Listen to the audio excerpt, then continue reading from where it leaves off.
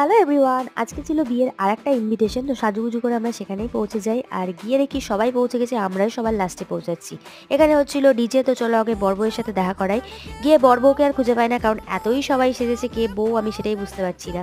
যাই হোক, বউয়ের সাথে দেখা করে এখানে স্টলগুলোই চলে যায়, অনেকগুলো স্টল করেছিল। মকটেল বারে প্রথমেই চলে যাই, সেখানে গিয়ে অরেঞ্জ মজিতোটা খাই, যেটা খেয়ে আমার গলার অবস্থা একদম খারাপ হয়ে যায়। তারপরে আবার যাই কাবাব স্টলে। এখানে ছিল চিকেন কাবাব আর ছিল পনির কাবাব, দুটোই খেতে খুবই ভালো ছিল। আর চা করেছে, আর চা খাবো না সেটা হয়, চা খেয়ে তারপরে আবার কিন্তু নির্লজ্জের মতো আমি চলে গেছিলাম মকটেল কাউন্টারে, যেখানে গিয়ে ব্লু লাগুনটা খেয়ে আমার অবস্থা আরও খারাপ হয়ে যায়। খেতে বসে গেছিলাম, কারণ ফিরতে হবে বাড়ি, আর ভোজের আগে মারের পরে। খাওয়া শুরু করে দিয়ে এখানে গপ গপ করে রাবণের মতো এখানে সব খাবার দাবার দিতে শুরু করে। মাটন আমাকে ভুল করে দিয়ে দেয়, তারপর চিকেন আবার দিয়ে যায়। এখানে কিছুক্ষণ ক্যাট মারি আমি, নাচবো ভাবলাম, বাট নাচা হয়নি। এ দেখো হাতি মেরির সাথী। তো চলো এখন বাড়ি যাই ঠান্ডায় কাঁপতে কাঁপতে। টাটা।